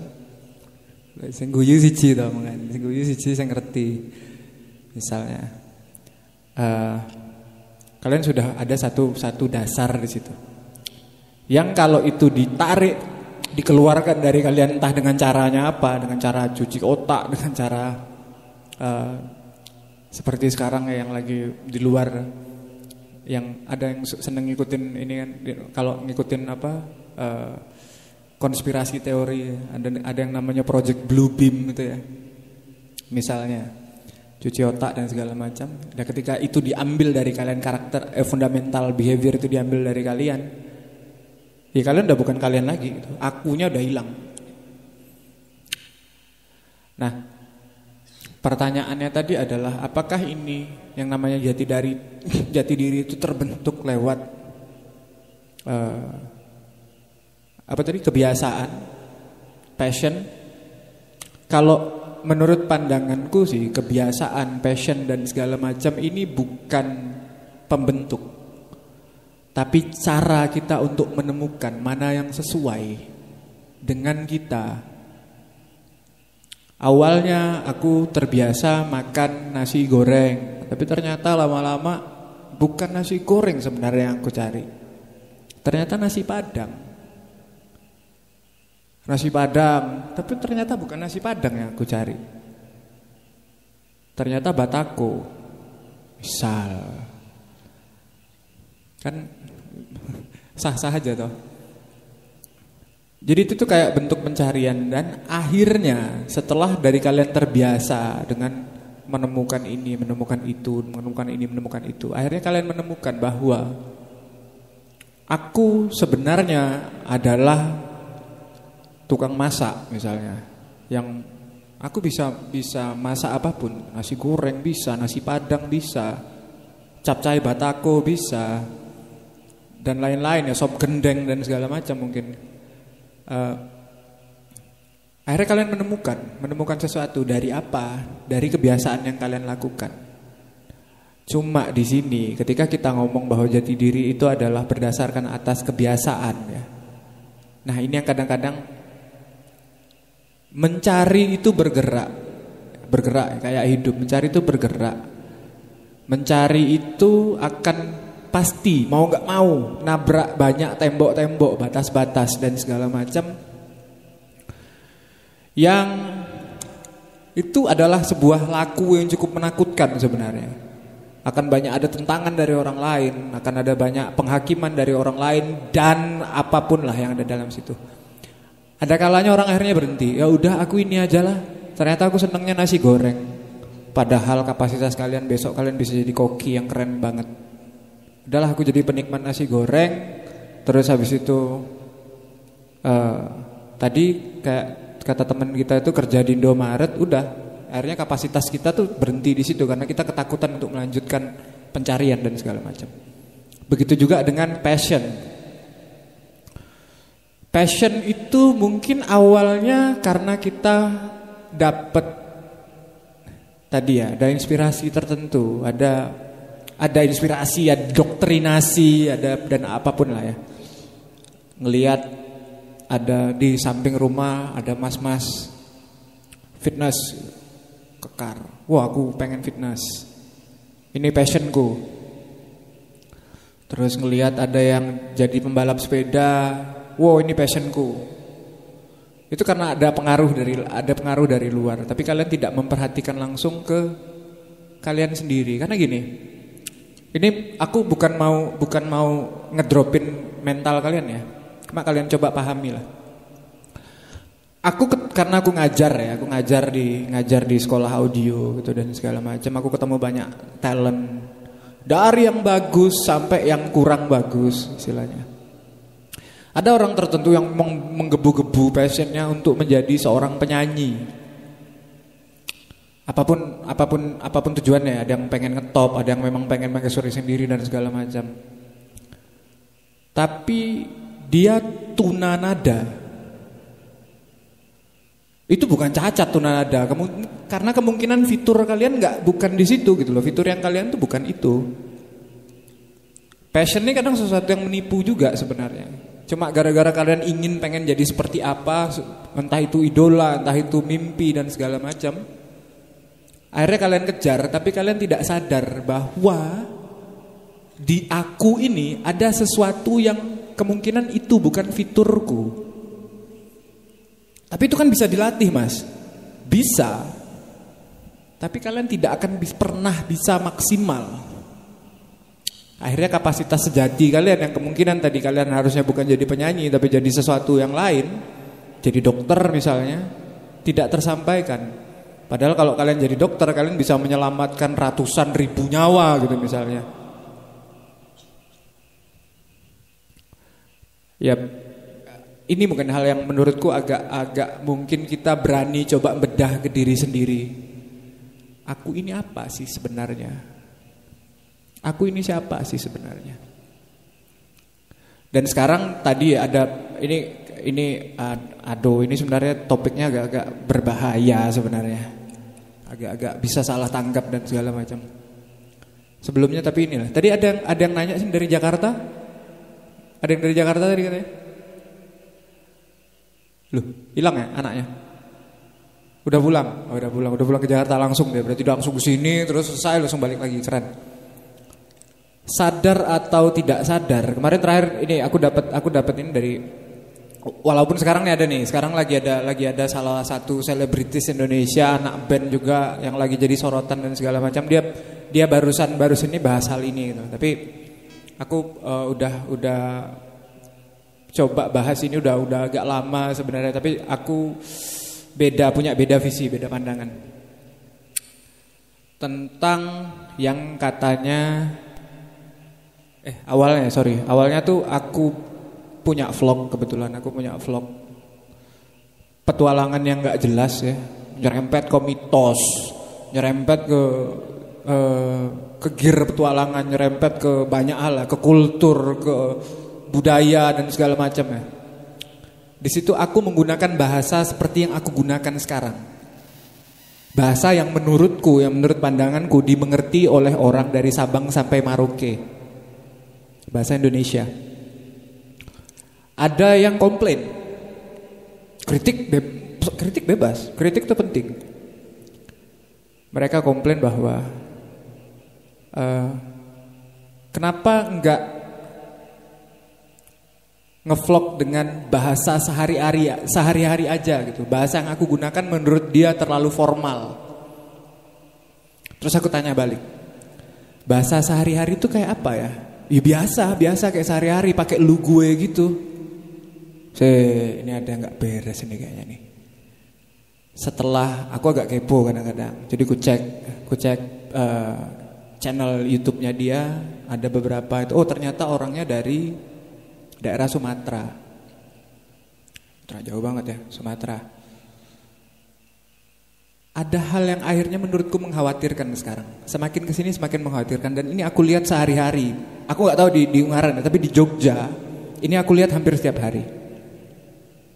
Ada satu, mungkin si tadi yang aku bilang ada satu selebritis anak band ini yang menyebutkan dia nyebutkannya sebagai Jakarta sentris. Ya, Jakarta sentris, dan menurutku mungkin kurang tepat karena Jakarta ini nggak salah gitu loh, karena ini Jakarta ini satu tempat yang dulu namanya Jayakarta, sejarahnya seperti ini dan segala macam, orang-orangnya pada dasarnya orang-orangnya awalnya adalah orang Betawi dan banyak pendatang yang masuk ke situ. Jakartanya nggak salah, tapi menurutku ini yang namanya ibu kota sentris, semua selalu berkiblat dengan ibu kota. Dan akhirnya semua orang dengan terpaksa untuk mendapatkan pengakuan dari sekitarnya harus berbicara lo gue. Ini kan hal yang menurutku dari tadi kebiasaan, dari satu kebiasaan kita lihat sehari-hari, akhirnya walaupun ini tidak tepat tapi kita akhirnya membiasakan, akhirnya kebiasaan jadi kebenaran gitu. Dan acara-acara kayak gini, kumpul-kumpul kita kayak gini mungkin bisa jadi sebuah benteng mungkin ya. Kalau misal aku ditanya, sekarang aku pakai bahasa Indonesia, kenapa aku nggak pakai bahasa Jawa aja gitu. Aku kebetulan bisa bahasa Jawa walaupun nggak terlalu fasih, karena kebetulan memang asalku dari Kalimantan dengan bahasa yang berbeda lagi. Terus kalau misal aku omongan dengan bahasa Kalimantan sekarang, kalian mungkin bilang, masnya yang main Upin Ipin apa? gitu. Mungkin kayak gitu. Aku ngerti bahasa ibuku. Aku seharusnya paham bahasa Indonesia. Aku sedikit paham bahasa Jawa karena aku lama tinggal di sini dan KTP ku juga udah Jogja. Bahasa ini alat komunikasi gitu loh. Alat komunikasi yang sudah kita sepakati dari dulu adalah alat komunikasi ini adalah bahasa Indonesia misalnya. Dan bahasa ini sebenarnya bebas. Aku ngomong pakai bahasa Indonesia, terus misalnya kalian ngomong pakai bahasa Jawa ke aku, asal kita sama-sama ngerti, sah-sah aja gak? Sah-sah aja. Tapi ketika ada sebuah paksaan di mana seseorang itu harus baru bisa diterima sebagai seorang netizen, ketika dia harus berbahasa dengan lo gue, ini masalah. Ini yang aku sebut sebagai pembodohan kultural, pembodohan secara budaya. Bagaimana cara menolaknya? Simple. Pertahankan bahasa ibu kalian. Ketahui bahasa ibu kalian, bahasa Jawa misalnya, ataupun yang memang di sini ada orang Palembang, bahasa Palembang. Ketika berbicara dengan sesama orang Palembang gunakan bahasa Palembang, sama orang Jawa gunakan bahasa Jawa, sesama orang dengan orang-orang yang mungkin lintas, mungkin dari NTT, dari Sulawesi dan segala macam, gunakan bahasa Indonesia. Dan bahasa ini alat komunikasi, bukan alat eksistensi. Jadi misal ini mungkin salah satu contohnya. Ketok ngobrol kesel ya, kesel banget loh. Terakhir mungkin abis ini aku ambil 2 pertanyaan lagi. Ada yang tadi aku 1 lagu aja lagi ya. Apa ya? Ini ada urusannya sama Jakarta, sama alam, tadi sama Jogja aku obrolin. Mungkin sama Ungaran, dan juga aku yakin masih ada sangkut pautnya karena kita sekarang lagi ngalamin masalah yang sama. Sur, sido ngejam ra to? Engko lah ya. Terakhir mungkin aku kasih dua pertanyaan lagi deh, 2 pertanyaan lagi. Karena ini serius, aku seneng. Kenapa aku seneng? Aku kemarin melakukan hal seperti ini juga. Terakhir kemarin di mana kemarin kita lihat? Purworejo ya. Purworejo kemarin. Purworejo di sana di raut-raut mukanya kelihatan mereka pengen nanya. Tapi nggak ada yang keluar dari mulutnya. Karena ada kayak ketakutan tertentu baru bertanya ini nanti ada yang salah dari pertanyaanku. Tapi di sini beda. Di sini kerennya kalian berani mengekspresikan sesuatu. Jadi menurutku kalau misal tadi curhat anak-anak Ungaran bahwa Ungaran ini kok nggak punya sebuah kultur tentang kesenian yang sama kayak di Jakarta, Bandung atau Jogja. Kalian punya kans yang lebih besar, aku yakin. Kenapa? Karena mungkin dari kelihatan di sini kalian berani mengekspresikan apa yang ada di pikiran kalian. Di Purworejo kemarin mungkin harus 2-3 kali lagi gitu baru mereka buka pikiran dulu, baru mulai mempertanyakan. Baru mulai bangun satu scene gitu. Dan di sini scene-nya jauh lebih ramai dan segala macam. Aku yakin ini bisa jauh lebih besar gitu. Dan tadi kalau misal ada beberapa selentingan tadi yang kalau aku dengar dari atas tadi tentang ngobrol tentang putra daerah. Ya, ada kan tadi? Ada ya kayaknya? Ada putra. Oh, ada putra daerah. Ini salah satu hal yang apa ya?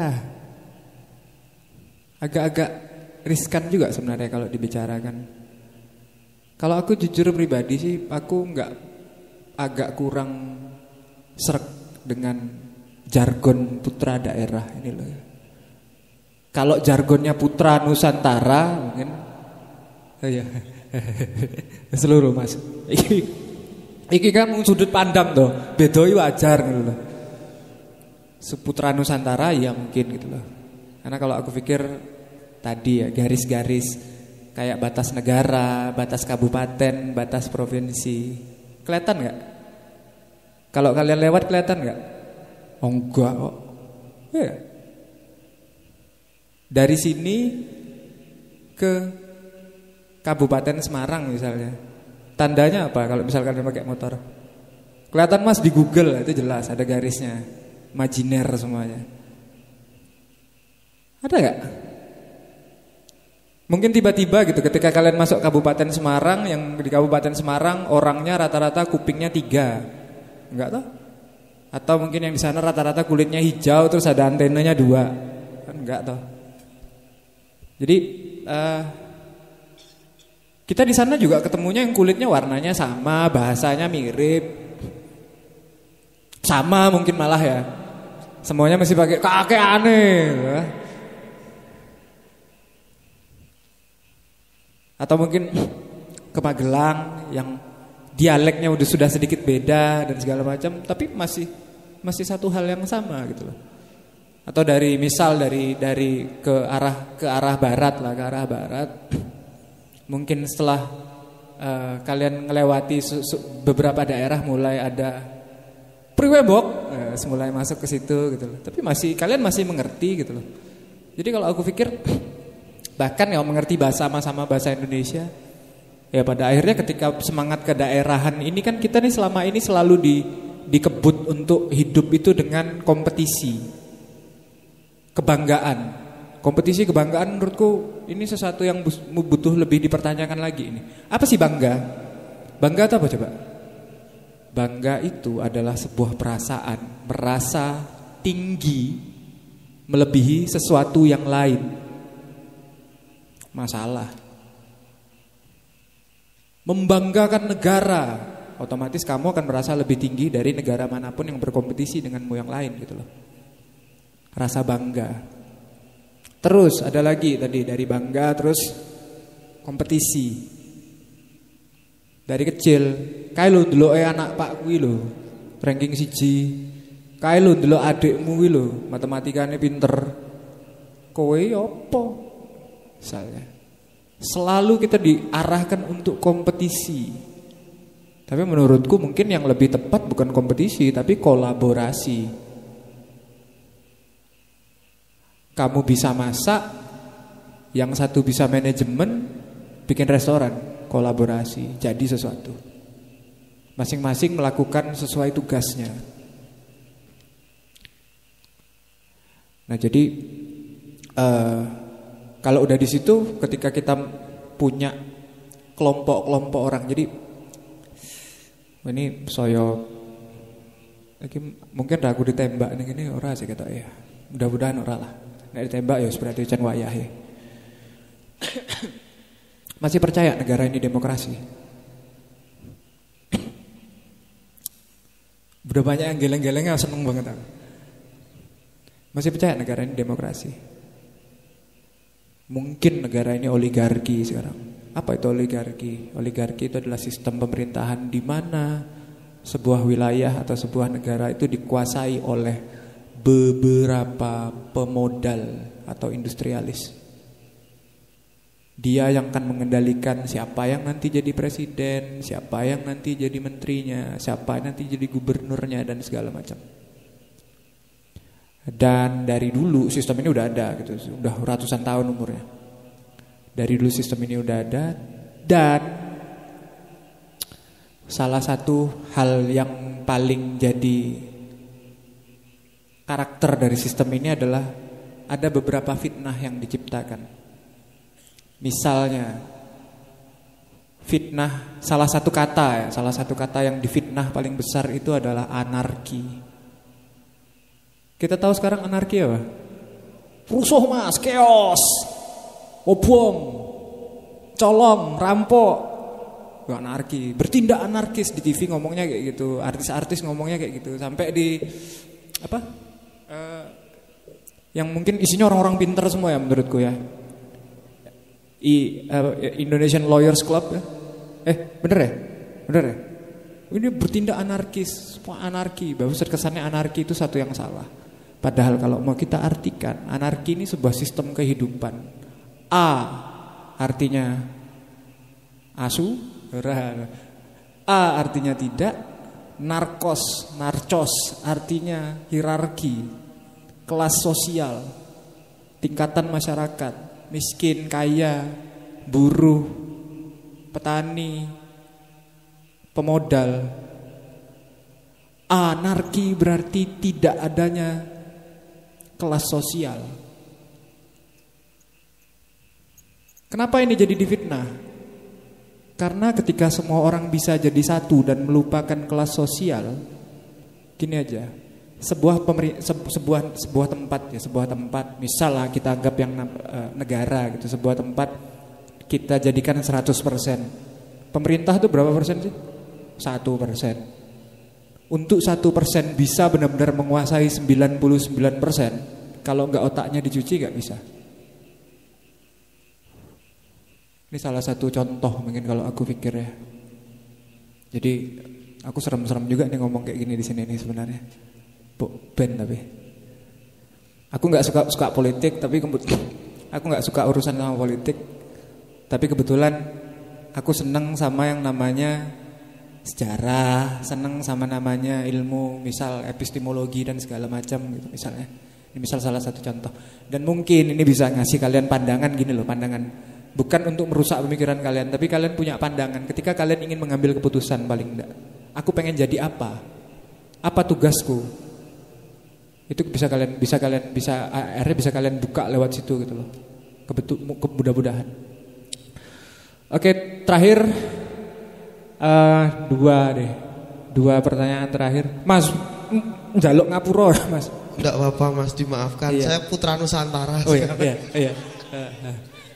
Ngalah, saya tahu jalan ngalah tapi bukan tahu jalan kalah, bro. Oh, ngalah kayak nih. Mungkin ada 2 pertanyaan. Cewek dong, masa cowok terus dari tadi? Apa kita mesti jawab bahas perempuan di sini? Gimana, mbaknya mau tanya tak pancing pakai door press? Aku boleh? Boleh, ya, silakan. Silakan. Aku ada pandangan sedikit tentang perempuan di Indonesia masalahnya.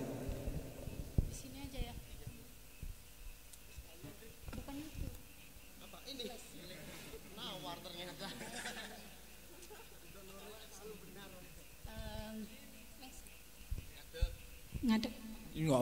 Duduk juga nggak masalah sih, nggak masalah. Slow. Kamu pengennya gimana terserah. Gini wae. Ya, oke, gini wae. Yang saya sangat. Sorry. Logatmu Sulawesi. Kamu dari mana? Toraja. Oke, siap. Nama saya Rini. Oke. Yang saya mau tanyakan itu curhat dulu. Oke. Saya tuh sangat senang tentang pembahasan Masnya itu karena sekarang yang dunia maya tuh sekarang tuh kayak mempengaruhi banget kayak gitu. Kayak Masnya bilang tadi tuh sampai dikritik tentang perkataan aku dan gue gitu kan. Dan sekarang tuh coba kita mikir sekarang dunia artis, selebgram itu kebanyakan kan tentang prank-prank kayak gitu. Baru kemarin sih kayak mikir-mikir kan kayak hal kayak gitu tuh kayak apa sih nilai-nilainya tuh apa kayak gitu. Tapi kebanyakan tuh semua tuh mengarah ke sana kayak gitu.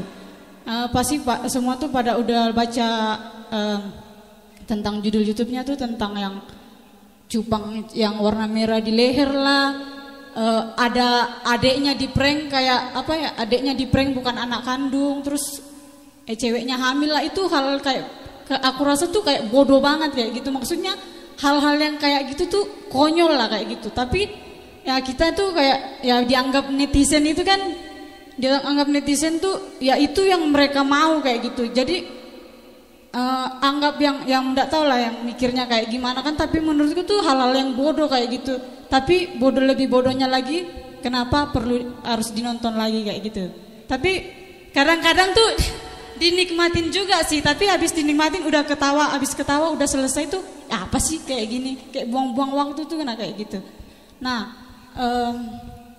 pertanyaannya adalah makna dari baju Masnya itu. Aku manusia bukan netizen. Karena sekarang mau kita nggak mau tuh Instagram tuh kan wow banget lah.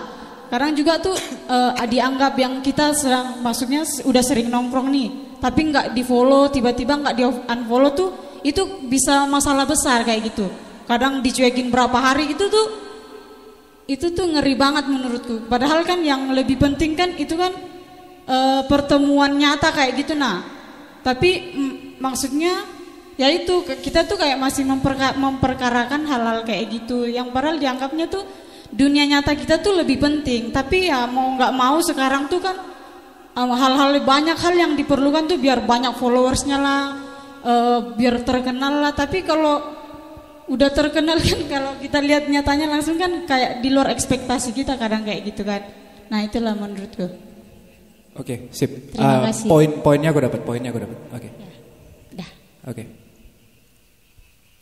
Kalau sorry balikin lagi. Salam di bahasa Toraja gimana coba? Kayak misal di Sunda itu sampurasun gitu misalnya. Apa kareba? Oh masih di apa kareba? Oke. Kalau kadang bisa kayaknya apa tuh? Solata kayak gitu. Oke. Kalau solata, saudara kayak gitu. Oke, solata. Oke. Ini loh contoh memperkaya budaya gitu loh. Cara penyampaian orang-orang di Sulawesi dengan cara-cara orang misal yang di Jawa. Cara berbahasanya tuh beda. Kenapa? Karena kebetulan Pace ke orang Bone, jadi aku paham karakter dan senang rasanya ketemu yang masih ada keterkaitan daerah Sulawesi di sini. Terus ada lagi pertanyaan satu lagi? Terakhir. Mungkin ada lagi mau tanya? Mbaknya? Enggak usah.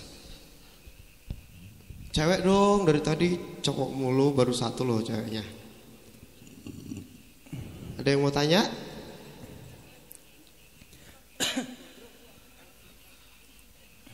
Oh kamu, silakan maju di sini. Cindy bang yang mau tanya. Oh bang. iya. MC-nya aja kalau ya, gitu ya. Apa-apa. Nah ini kan banyak lelaki-lelaki asik.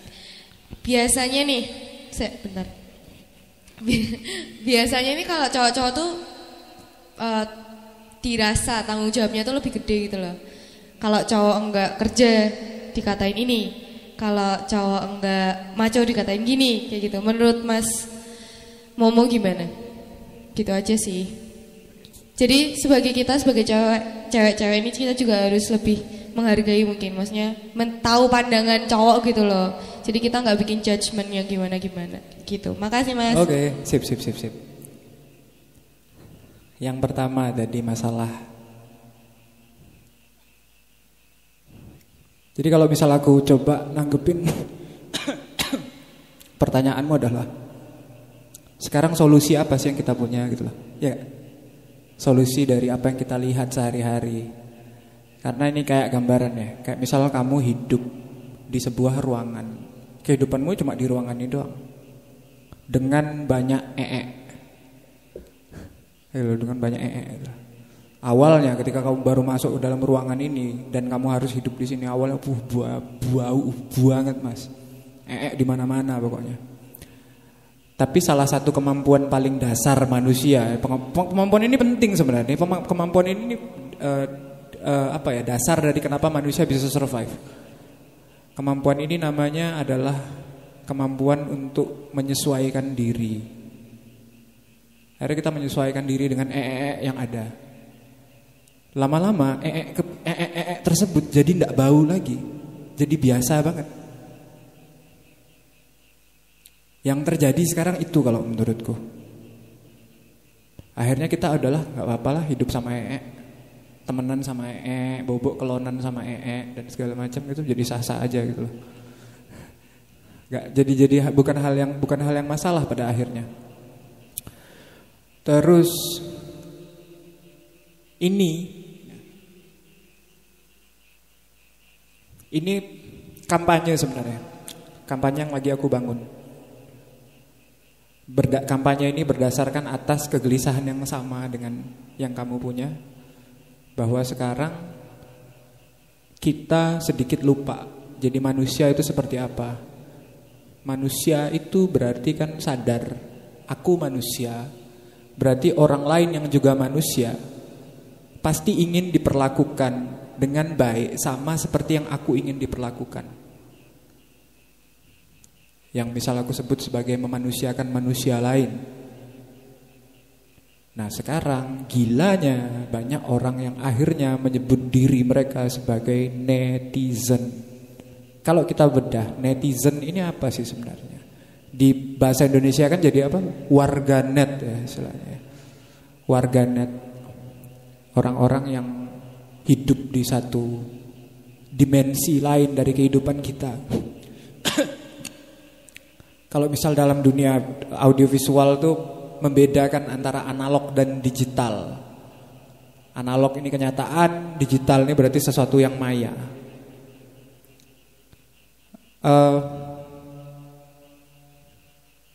Mungkin yang harus kita punya pertama adalah kesadaran.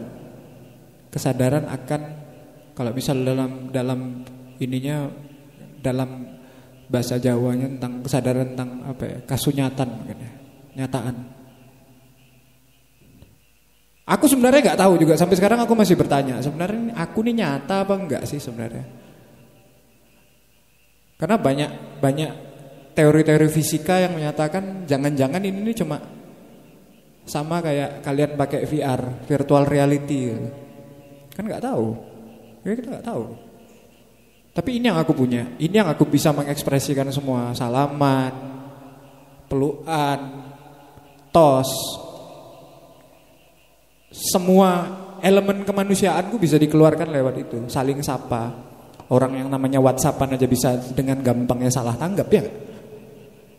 WhatsAppan ngomong, yuk makan yuk, tapi nggak ada emotikonnya, dibilang marah, ya kan? Harus pakai emotikon dulu, gitu. Terbatas banget.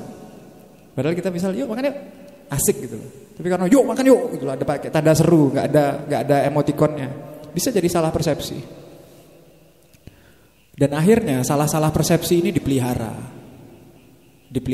dan akhirnya orang berbangga diri dengan menyebut diri mereka netizen, warga yang hidup di sebuah dunia maya, yang di situ kalian bisa bebas melampiaskan apapun negativitas yang kalian punya.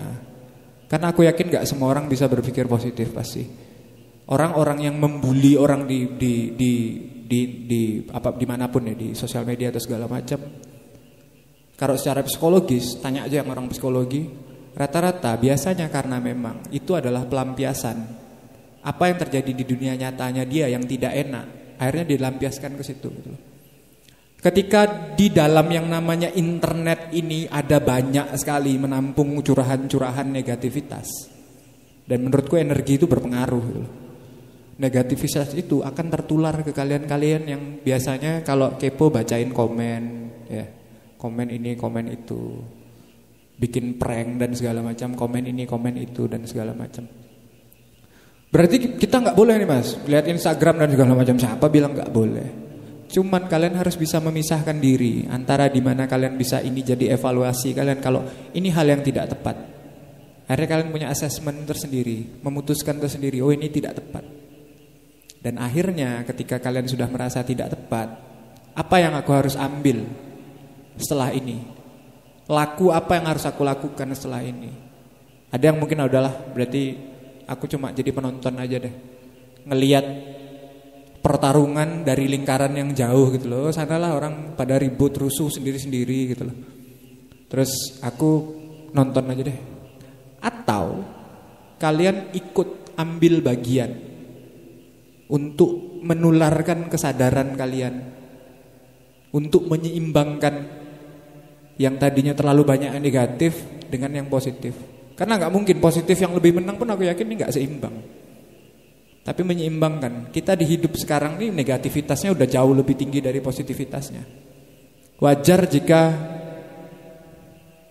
rata-rata yang jadi idola sekarang ini orang-orang yang wajib dipertanyakan sebenarnya. Orang-orang yang ini sebenarnya nilainya apa sih? Nah, disitulah akhirnya kita hidup di dunia yang serba miskin nilai.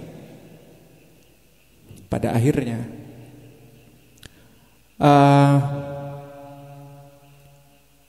kalau permasalahannya sekarang adalah kemiskinan nilai, otomatis apa yang bisa kita lakukan sebagai seorang personal yang akhirnya sudah aku kayak gini loh, aku nih ini loh, aku juga kayaknya harus ikut ambil bagian. Oh ya udah, berarti kalian harus memperkaya nilai. Memperkaya nilai itu dengan apapun yang kalian bisa. Tidak dengan mendebat kembali istilahnya. Orang marah ya kalian marah juga, percuma. Tapi setiap dari kalian aku yakin punya hal yang akhirnya untuk bisa memperkaya nilai. Ada postingan jelek di sebelah sini, yang nggak usah ikut di sini, kalian posting yang bagus di sini. Ini kalau kita ngomong ikut ambil bagian dalam dunia yang namanya internet ini ya, ikut posting bagus di sini. Kalau di sini ada prank, ya mungkin di sini kalian bikin sesuatu yang beda gitu. Kalau memang kalian content maker dan segala macam gitu, sesuatu yang punya nilai. Jadi itu cara menyeimbangkan gitu loh, bukan dengan perang, tapi dengan ya memberikan keseimbangan gitu loh. Ada sesuatu yang menurut kalian tidak sesuai, bikin sesuatu yang menurut kalian sesuai. Dan kalau kata Einstein, dunia ini tidak akan dunia ini akan terus bertahan ketika orang-orang dengan pikiran waras tidak diam saja. Tidak diam saja. Bukan berarti yang lain tidak waras ya. Kemungkinan yang lain sedang dalam mabuk, sedang dalam pengaruh, sedang tidak menemukan akunya siapa, sedang tidak menemukan manusianya siapa. Dan postinganku pertama kali yang di YouTubeku ini banyak sekali dapat kritikan. Orang banyak sekali yang tidak terima bahwa ada yang sampai bilang kalau kayak gini caranya, kalau kayak gini cara berpikirmu nggak lama kehidupanmu di internet. Nah, aku nggak ada masalah. Tapi ternyata lebih banyak lagi orang yang ternyata frekuensinya gato sesuai. Berarti kan aku bisa menyimpulkan, jangan-jangan di luar sana ini, di dunia nyata kita ini, bukan di internet ya, sebenarnya mental positif, cara-cara berpikir positif ini jauh lebih banyak ketimbang yang negatif. Cuman karena kita ini kebiasaan lagi, sekali lagi, kalau kita ngelihat satu orang, lihat gitu, kok ono andeng-andenge kira enak tenan tuh kita mesti yang dilihat tuh jeleknya dulu loh. Karena itu udah kebiasaan gitu. Evaluasi kita tuh selalu dari yang jelek dulu, baru dari yang bagus. Nilai sesuatu, nilai seseorang selalu dari yang jeleknya dulu baru yang bagus. Mungkin loh ya, mungkin ini salah satu penyebab. Salah satu penyebab akhirnya kita sudah terbiasa bergumul, berenang dalam negativitas. Nah, kalau kalian sudah menemukan manusianya, akunya manusianya, otomatis ya kalian bakal tahu ketika aku tidak suka dicubit, berarti aku nggak nyubit orang lain. Cuma sekarang permasalahannya ada orang yang dicubit merasa harus melampiaskan cubitan itu ke orang lain lagi dengan 10 kali lebih keras misalnya. Masalah. Gitu. Terus dari Mbak Cindy tadi ya. Oh, ini pertanyaannya asik nih, lebih ke lifestyle gitu ya istilahnya. Ada cerita lucu dikit. Tentang feminis. Kalau aku pribadi, aku tipe orang yang menganggap laki-laki dan perempuan itu setara. Karena yang membedakan kita itu cuma part ya. Ada spare part yang berbeda, terus ada hormon yang masing-masing punya. Masing-masing ini di setiap orang loh. Biasanya laki-laki punya testosteron lebih banyak dari progesteron gitu misalnya. Dari hormon maskulinnya lebih banyak daripada hormon femininnya. Tapi sekarang kan banyak juga gitu cowok yang hormon femininnya lebih banyak dari hormon ceweknya gitu. Hormon cowoknya gitu. Sah-sah aja nggak masalah. Ya memang dia dilahirkan seperti itu, mau diapain lagi gitu loh. Terus dari situ ada banyak yang merasa kalau di Indonesia apalagi bahwa perempuan ini di posisi yang lebih terjajah istilahnya. Masih banyak ya feminis kayak gitu istilahnya.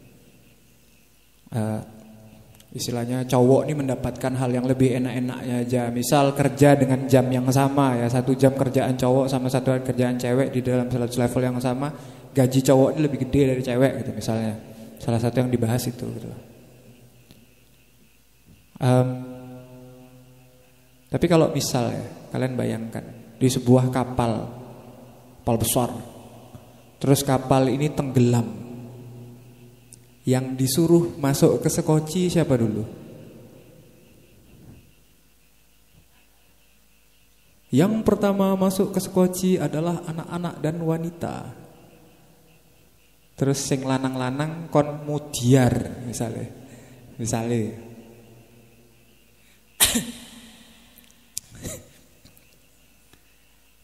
Tapi di lain pihak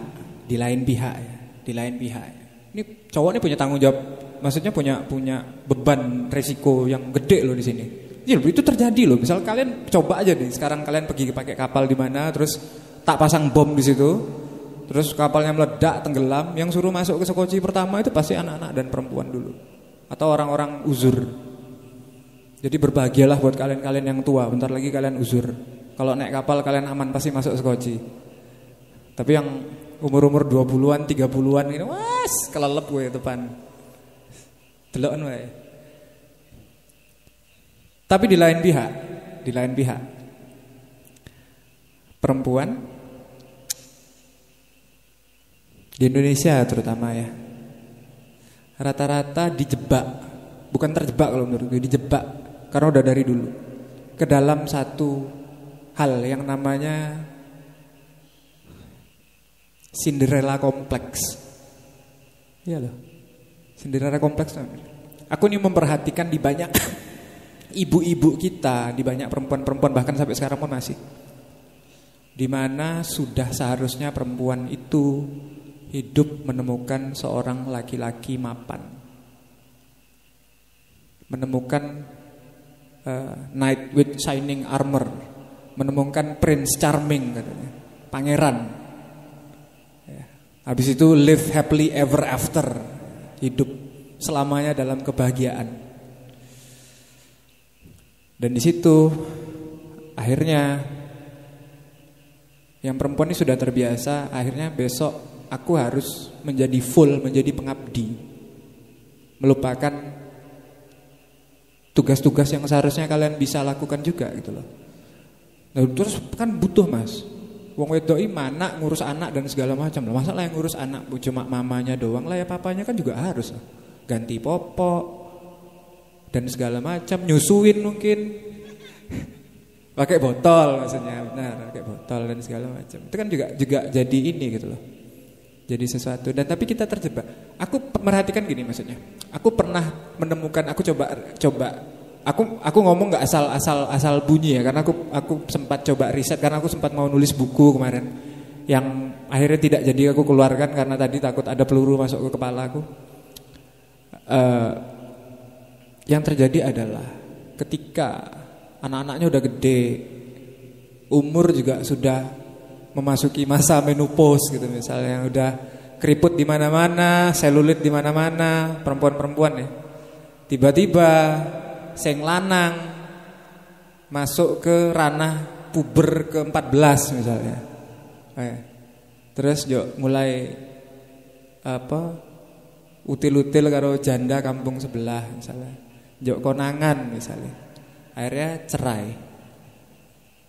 Banyak perempuan-perempuan yang akhirnya di situ baru kelihatan keterpaksaan mereka selama ini mencintai suaminya karena memang keterpaksaan, karena memang mereka tidak punya tempat lain untuk pergi. Mereka tidak bisa menghidupi diri mereka sendiri.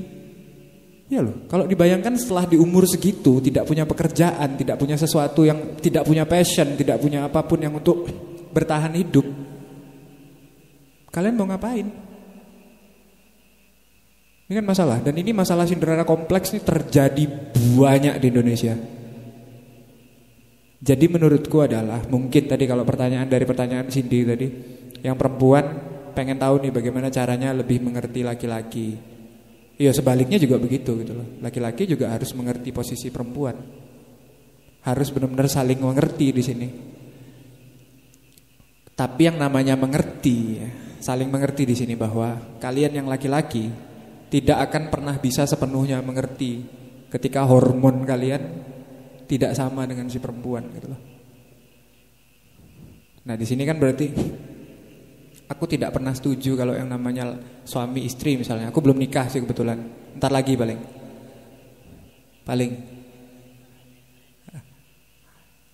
suami istri itu bukan, karena biasanya kalau di film-film romantis kan we are one. Ya. Nggak bisa. Kalian itu adalah dua pribadi yang berbeda, terus menemukan satu perjanjian tertentu. Ya, perjanjian itu kita ke depan kita punya visi sama, punya misi sama, ya kita bangun saling bahu membahu, bangun sesuatu gitu loh. Di sini mungkin baru pengertian itu bisa terjadi, batas-batas itu diketahui dan segala macamnya. Karena banyak banget kan kalau misal kayak di film-film fantasi segala macam, ada poster cowoknya megang pistol laser terus ceweknya di bawah pegangan kaki ketakutan gitu loh. Iya, kalau si cowok ini menang, kalau si cowok ini kalah, lah kamu mau ngapain? Entek. Jadi istilahnya di sini kayak akhirnya yang dibangun itu kayak serigala. Dimana kalau misalnya ada dalam keributan dalam dunia serigala, si betina itu nempel di lehernya serigala jantan untuk jaga agar leher si jantan ini tidak digigit oleh musuhnya. Mungkin gambaran dari alam tuh seperti itu mungkin menurutku. Jadi tinggal bagaimana caranya mengerti satu sama lain. Mas Surya, iki tak tutup ya bar iki ya. Heeh. Selak tenggorokanku jebol gitu.